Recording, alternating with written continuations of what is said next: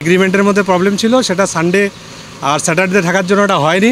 আজকে মানডে সকালেই হয়ে গেল, আমরা গাড়িটা আজকে নিয়ে নেব। যে দীর্ঘ জল্পনা কল্পনার অবসান ঘটিয়ে আজকে আমাদের যে শুভক্ষণটি সেটা হচ্ছে যে আমাদের যে ট্রানজিটের গাড়িটা বুড়িমারি স্থলবন্দরে অপেক্ষাকৃত ছিল, সেই গাড়িটা কিছুক্ষণ আগেই এখান থেকে ভারত অভিমুখে যাত্রা করলো। এর জন্য বুড়িমারির ব্যবসায়ী আমরা যারা আছি আমরা আনন্দিত, আরও বেশি আনন্দিত হব এরপরের থেকে যদি বহুমুখী ব্যবসার দ্বার উন্মোচন হয়। সেই দিক থেকে আমার রাষ্ট্র রোটের যেমন ট্যাক্স পাবে, এইখানকার অবকাঠামোর আমরা ভাড়া পাবো, সেটা আর্থিকভাবে আমার রাষ্ট্র লাভবান হবে। অন্যদিকে শ্রমিকদের কাজকর্ম বেড়ে যাবে, কর্মযোগ্যতা বেড়ে যাবে। এই দিক থেকে আমরা আশা করি আরও বেশি বেশি করে আমদানি এবং রপ্তানি হবে। যে আমরা বুড়িমারি কাস্টমসের যে কাস্টমস আনুষ্ঠানিকতা সম্পূর্ণরূপে সম্পন্ন করে ইতিমধ্যে আপনারা দেখেছেন পণ্য চালানটি ইন্ডিয়ার চেংড়াবান্ধা শুল্ক স্টেশনের উদ্দেশ্যে আমরা হ্যান্ডওভার করেছি।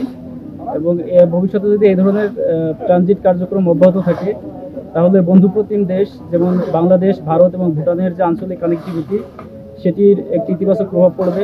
তাছাড়াও বাণিজ্য সম্প্রসারণ এবং এই দেশগুলোর মধ্যে যে ট্রানজিট বা ট্রান্সশিপমেন্ট সক্ষমতা আছে সেটি একটি গুরুত্বপূর্ণ মাইলফলক হিসেবে বিবেচিত হবে।